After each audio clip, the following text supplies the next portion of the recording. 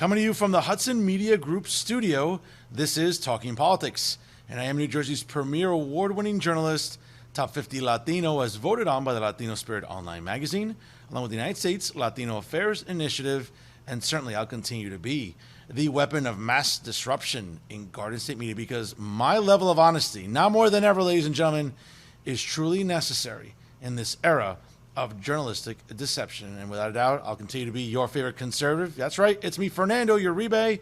Folks, hope you had a wonderful Easter weekend. That's right, folks, it was Easter weekend. Don't let anyone else tell you otherwise. And certainly hope you get to enjoy it with family and friends as we enter the month of April. Certainly there's a lot to discuss, so let's get started. Here's what I'm thinking about right now. And as I just alluded to, folks, I got to enjoy Easter weekend with my family and some friends, and able to catch up over what was a very sort of pleasant holiday weekend, temperature-wise. Not too much rain, even though it's becoming sort of like commonplace now that we're getting rain almost on a semi-weekly basis, as they say. But what was interesting, though, ladies and gentlemen, was there was a lot of outrage on social media over the weekend as it pertained to the Transgender Day of Visibility, which, again, I understand because I'm a well-researched journalist. I understand that every March the 31st, it's been celebrated. It's been really going on for about 15 years now. That's not really my issue per se, but again, during a holy weekend, and for people that, again, I'm not the most religious person out there. I'm very spiritual. I believe in Christ. I don't shove my religion down anyone's throat whatsoever. I worship in my own way.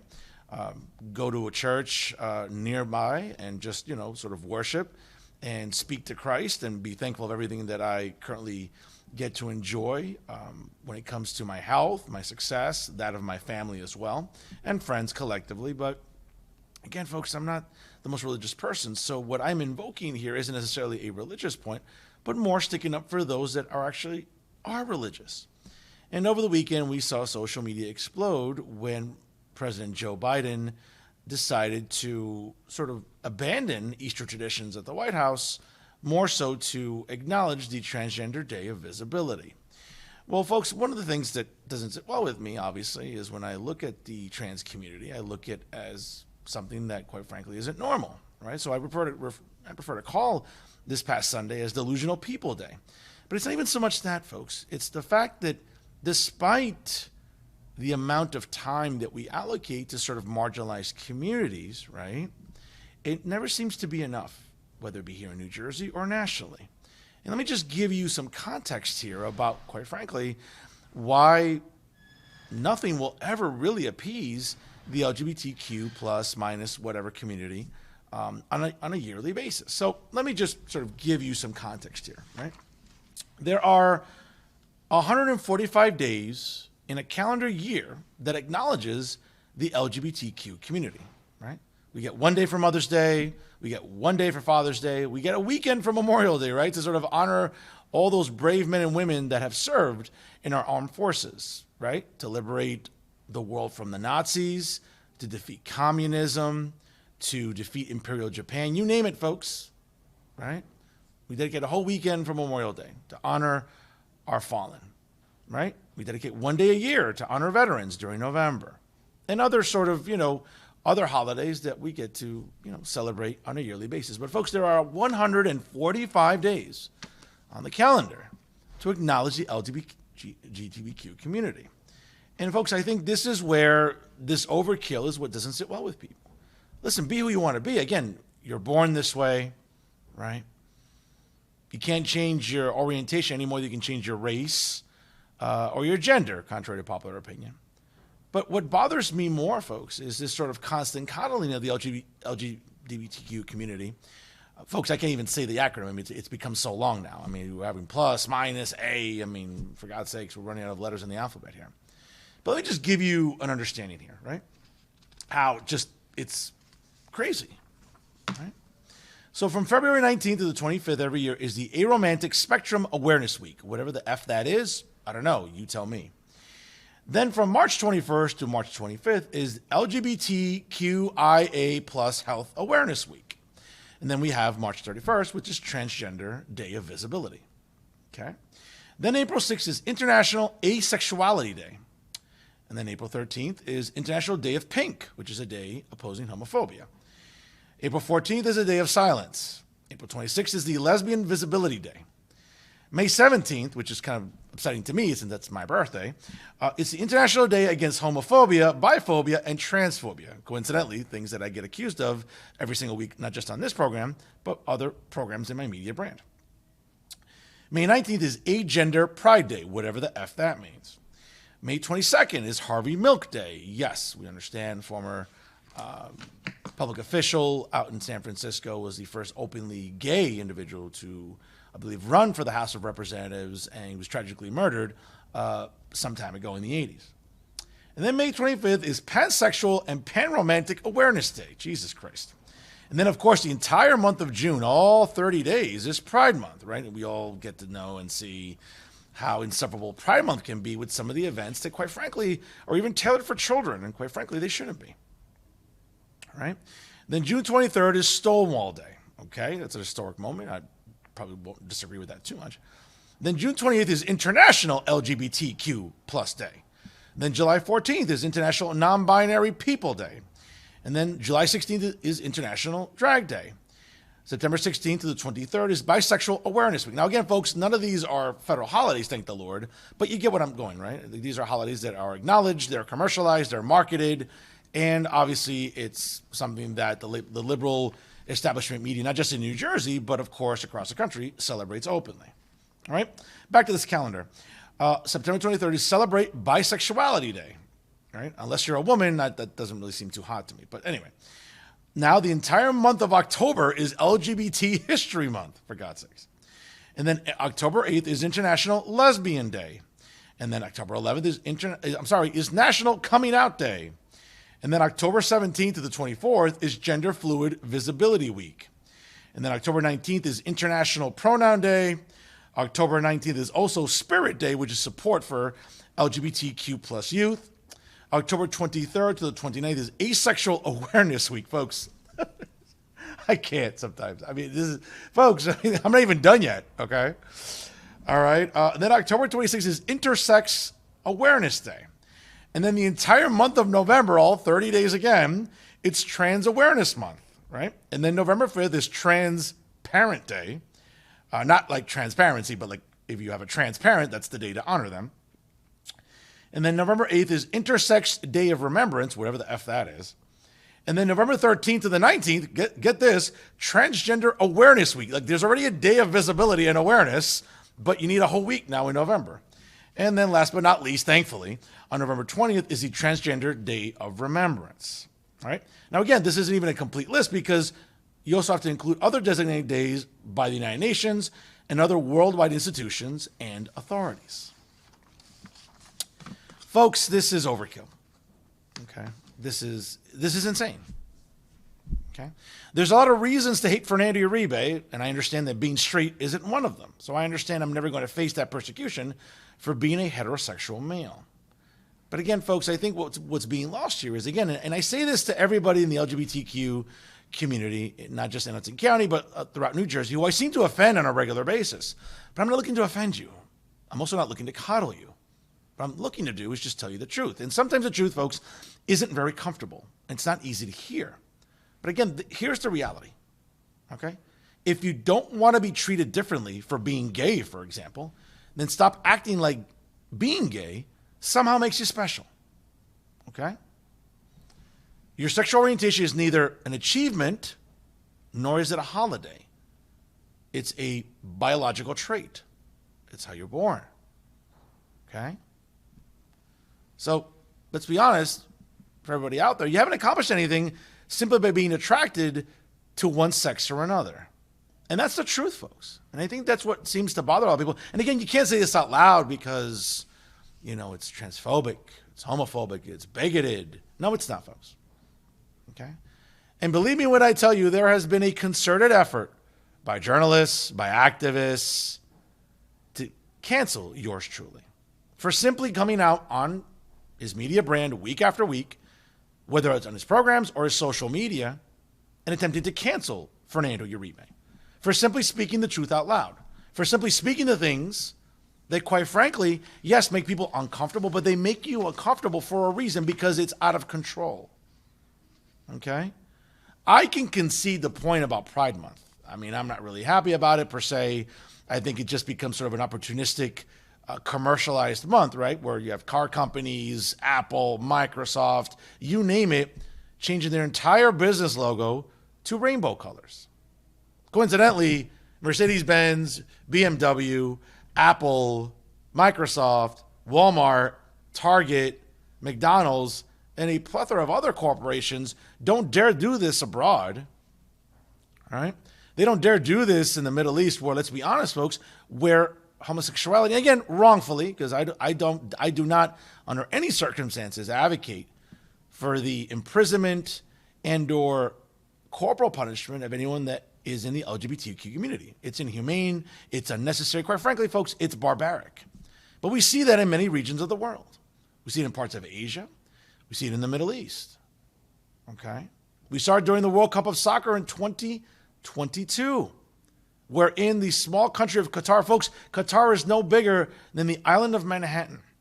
But in that Islamic theocracy, there in Qatar, if you're openly gay, you're incarcerated. Okay? You can openly be arrested. You can openly be stoned. You can openly be exposed to corporal and punitive punishment. Folks, that's wrong. That's barbaric. See, that's what separates us in the West from parts of the world that are still living in the Middle Ages. Okay? And for as much as Christianity gets defecated on, and I get it, listen, there's some things I'm not very proud of when it comes to Christianity. Yes, I was born Catholic, and certainly I went through all the motions, we all go through as Hispanic kids, right? We're baptized, and we take our communion. We get a bunch of envelopes with money that our parents collect that we never get to see, right? Or during our confirmation, right? We're a little bit older. Yeah, we get gifts and whatever the case may be, okay? In my case, as I became a godparent, certainly you had to take a class at your local Catholic church, under the auspices of the diocese in New Jersey to ensure that you qualify to be a godfather for an upcoming baptism, which I'm very proud of being. Okay? Now, again, I have plenty of issues and reservations about Christianity. But, folks, nowhere in the world do we see this behavior against LGBTQ people more so than Islamic societies. Okay? Now, I'm not here to defecate on Islam because I can do that on another show. Okay? But what bothers people, and again, folks, whether it's during Pride Month, whether it's during other again, 145 days on the calendar, okay? Being that 2024 is a leap year, so of the 366 days of the year, 145 are allocated to one specific community who openly will tell you that it still isn't enough, that they're still oppressed and marginalized. Now, folks, let me be very clear. I understand that gay people in this country, lesbians, bisexual, whoever, right, are still marginalized to some extent. I get all that. There's still some discrimination, some hatred and bigotry. I understand all that. Okay? But adding 2 days isn't going to help your cause either. Being intellectually honest about what these days do to religious families or parents or communities isn't going to help your cause either. But what I will tell you, folks, shoving this down our throats isn't the answer either. But we've gone from a time where, hey, let's give equal rights to marginalized communities, to then, okay, let's ensure that marriage equality exists. Now listen, folks, if LGBTQ people want to get married and be as miserable as us straight people, hey, have at it, whatever. Listen, I'm not going to stop you, okay? But folks, it's gone from that to make sure you don't misgender me, or I'll contact human resources, to, hey, make sure the kids as young as 5 have to learn about inappropriate curriculum in our public schools, to now, hey, let's make sure that kids can go watch drag shows, even using taxpayer-funded money, right? Don't we see it all the time? Don't I go after Hoboken Mayor Ravi Bala for having drag queen story time during Pride Month? Again, folks, you want to have this at a private bookstore, and there's plenty of them in Hoboken. You want to have it at a private bookstore? Have at it. But when parents, taxpayers, and residents alike object to taxpayer dollars in the city of Hoboken being used at the Hoboken Public Library, which, again, is paid for by taxpayer dollars, and they're objecting to drag queen story time to kids as young as 5, hey, no offense to everybody out there, those parents and those taxpayers have every right to object. It doesn't make them transphobes. It doesn't make them homophobes. It doesn't make them bigots. It makes them concerned citizens. Let kids be kids. Okay? What is this rush to indoctrinate or expose kids to materials, quite frankly, that they shouldn't have to? Folks, there's a big difference with with telling your kids that Santa Claus doesn't exist, or that the Easter Bunny doesn't exist, or that the Tooth Fairy is not going to bring you money and leave it under your pillow after you lose your first molar. There's a profound difference between that and exposing children to curriculum and subject matter and themes that, quite frankly, let's be honest, they're not wired for yet. You remember when we were 5 years old? I know, I do. As old as I am in my 40s, I remember what it was like to be 5. I had trouble tying my shoelaces. Hey, all I cared about was baseball and video games. Okay? Eventually, thankfully, girls came onto my radar, and they've stayed on my radar ever since. Okay? But the bottom line is that, hey, let kids be kids. Okay? Kids, folks, cognitively and physiologically, aren't processing these topics. And to expose them to this is what many in the LGBTQ community are doing. We're seeing it in our public schools. And God bless organizations like Moms for Liberty, the New Jersey Project, Gays Against Groomers, and all these organizations that are fighting for parental rights and making sure that kids aren't exposed to these things any sooner than they should be. Let kids' brains materialize and marinate a little more organically. You know what I'm saying, folks? That's all I'm saying. But 145 days out of 366 in 2024, folks, it's called overkill. We can acknowledge gay people and lesbians and trans and bisexual people and all that stuff. But this past Sunday, the President of the United States couldn't just be like, hey, you know what? It happens to fall on Easter. You know what? Let's just move it to April 1st. Would it have killed anybody? Would it have harmed anybody? Of course not. But this administration and the left love to vilify religion. They love to vilify religious institutions. And they'll do it to spite you. Because if you remember when you saw recent Easter celebrations at the White House, folks, it was full-blown drag queens, nudity, and just obscenities that we don't want kids near. But again, folks, that is what we're seeing out of the Biden administration. I understand, yes, Transgender Day of Remembrance on March the 31st has been celebrated since 2009. I get all that. You could easily moved it to Saturday, easily moved it to Monday, and avoid it being on Easter. Have a little consideration for those of you on the left, and for those of you that coddle the LGBT community every single day. You know what? It wouldn't kill you to have a little bit more awareness. That's an awareness I think that you should have, not just so much the ones that you're always striving for. And that's what I'm thinking about right now. Now some local news for your consideration, and let's head to Union City. And a special thank you to John Hines, the editor of the Hudson County View, a fellow Rutgers alumnus, and a member of the Pinnacle here in Hudson County for his exceptional reporting on this story. Now, 3 Union City officials have filed a citizen's complaint against YouTuber and antagonizer Leonard Flapowski. Now, 3 officials, the mayor, along with the commissioner and the police chief, have filed citizen complaints against the largely annoying and insufferable YouTube presence known as Leonard Flapowski. I'm not going to refer to him as his stage name because I don't want to give that any more oxygen than I have to. So State Senator Brian Stack, along with Public Works Commissioner Wendy Guron, have accused Leonard Flapowski of harassment with a communication in a manner to cause alarm and simple assault along with a scuffle by consent, respectively, with sources that are close to the situation having told Hudson County View. Let me just give you some context here, folks, again, about why this story is so significant. Now, both have court dates in Union City Municipal Court scheduled for Wednesday, April the 17th. While Police Chief Anthony Ficini and Flapowski have cross complaints alleging harassment against each other, tentatively that is set to be heard later this week, but the date is not expected to hold.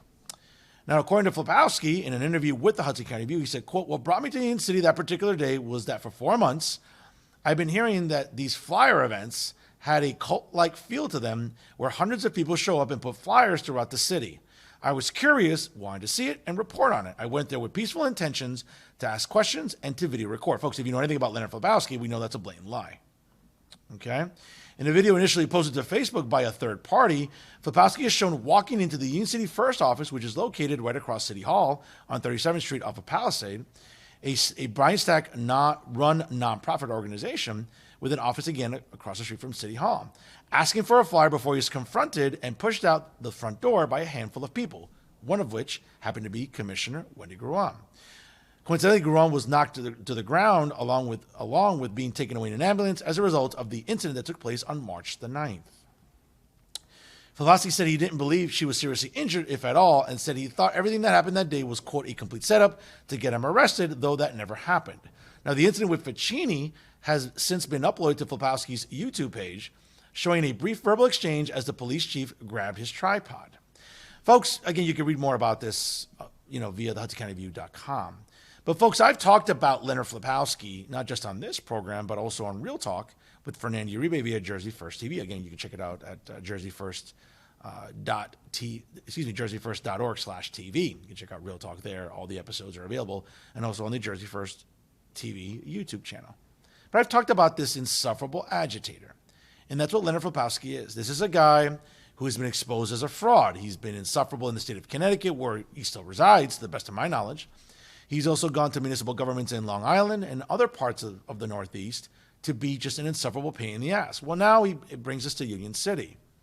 And what Leonard has decided to do is go to commissioner meeting after commissioner meeting after commissioner meeting and be an absolute nuisance, harassing residents, filming Mayor and State Senator Brian Stack up close, harassing him and his fiance at a local Whole Foods down on the waterfront in Weehawken, harassing other members of the administration in Union City, and more importantly, sort of aligning himself. And let's be honest, folks, again, this is not slander, this is not defamation, this is fact, where if you look out on Facebook at the Inside Brian Stack's Union City page, which is run by former police captain Joseph Blaitler, who coincidentally, folks, retired from the Union City Police Department in 2011.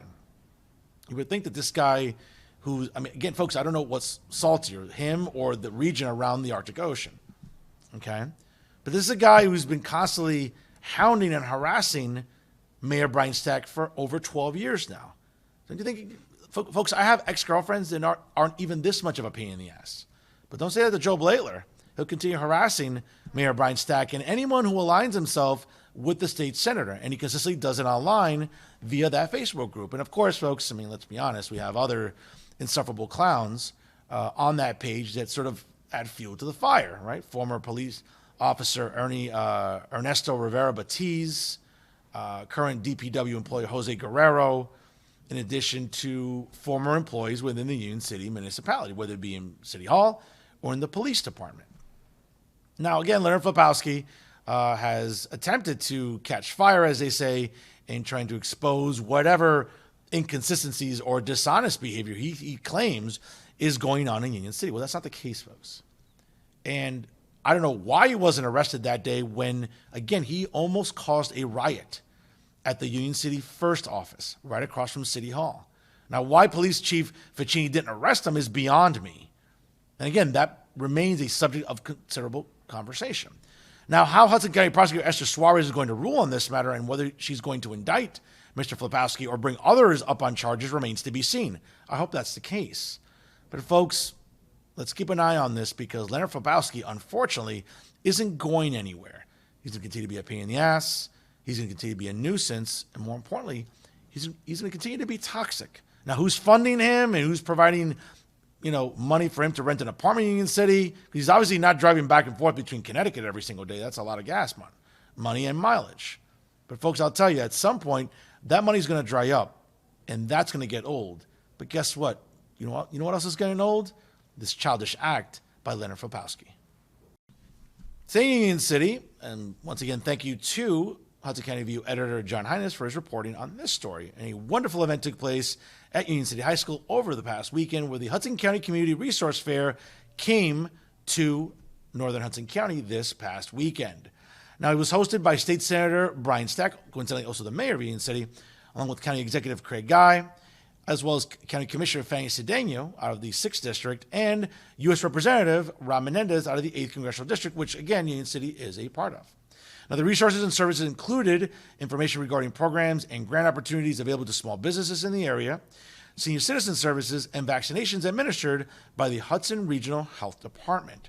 Additionally, Menendez also had a mobile office which was available to assist constituents with immigration, and passport casework. Once again, folks, when you're seeing elected officials working together, such as U.S. Representative Rob Menendez, County Executive Craig Guy, and State Senator, along with Union City Mayor Brian Stack, working together, this is how we get things done. Can't speak for other municipalities, can't speak for other legislative districts in New Jersey, but here in the 33rd Legislative District, Brian Stack doesn't stop working, and neither does County Executive Craig Guy, and neither does U.S. Representative Rob Menendez. And again, folks, I'm sure the four of us could sit down in a room and have very serious disagreements about policies and philosophies. But one thing is for certain, the four of us share in making sure that we provide for our residents, both the elderly, for our children, and for everybody in between, regardless of race or ethnicity. Folks, these are the resources you can continue to rely on here in Hudson County. Finally, folks, we are in the month of April, and I do want to remind you to mark it on your calendars for Friday night, April the 26th, as I'll be hosting Memories Matter to benefit Alzheimer's New Jersey. They're a wonderful nonprofit organization here that has been working for decades in providing resources and assistance to families having to deal with Alzheimer's and dementia collectively. For more information, you can check out their website at www.alznj.org. And also, again, folks, mark it on your calendars for Friday night, April the 26th, as I'll be hosting Memories Matter along with Vladimir Carrero, Jacqueline Rodriguez, Emily Amato, and Yaneli Guerrero at the world-famous Lolitas, which is located at 8809 River Road in North Bergen. There'll be valet parking available. We're asking for a $20 suggested donation at the door. There'll also be raffle prizes available. Also a 50-50. Folks, you can always rely on the just incredible food and beverage selection at Lolita's Mexican Cantina in North Bergen. And collectively, we can all do our part to help defeat Alzheimer's once and for all. So once again, mark on your calendars for Friday night, April the 26th, starting at 7 p.m. And we'll be partying well into the night and early morning, folks, to benefit Alzheimer's New Jersey. For more information, you can check out the flyer online. And of course, you can check out all of my social media handles as I continue to promote this event leading up to Friday night, April the 26th at the world-famous Lolita's Mexican Cantina in North Bergen. And that's our show for this week. Once again, to check out all of the excellent programming brought to you by the leader in independent media right here in Hudson County, the Hudson Media Group, please go to their websites at www.hmgtvshows.com, along with www.livestream.com/hmgtv. Don't forget to like the Hudson Media Group on Facebook and, of course, follow them on Instagram and Twitter, as well as subscribing to their content on their YouTube channel, and you'll be automatically notified of all the amazing programs brought to you by the Hudson Media Group. Of course, they include Talking Politics, Stick at Night with Hudson County Commissioner Anthony Romano, Hudson County View Live with John Hines, and much more. Once again, folks, check them out on social media. Of course, check out my own social media handles. They're listed below. We always appreciate you tuning in every single week, and of course, sharing the replays online. And always remember, ladies and gentlemen, if it's unbiased, unfiltered, and unafraid, it's always Talking Politics right here with the Hudson Media Group. I am New Jersey's premier award-winning journalist, Top 50 Latino, as voted on by the Latino Spirit Online magazine for 3 consecutive years, along with the United States Latino Affairs Initiative, so I'm thankful to them. Folks, I'll continue to be the weapon of mass disruption in Garden State media because now more than ever, my level of honesty is truly necessary in this era of journalistic deception. Of course, I'll always be your favorite conservative. That's right, it's me, Fernando Uribe. Folks, enjoy the rest of your week. Again, for all you pro wrestling fans, enjoy WrestleMania coming to you live from Philadelphia this coming weekend, both on Saturday and Sunday. Folks, we're getting old. It's the 40th annual WrestleMania. I'll tell you, folks, it's a jam-packed card, whether you're watching on Peacock, pay-per-view, DirecTV. Get to enjoy it, folks. I remember the very first WrestleMania in March of 1985, and I've been a devoted fan ever since. So enjoy WrestleMania weekend. Please party responsibly. And as always, thanks for stopping by.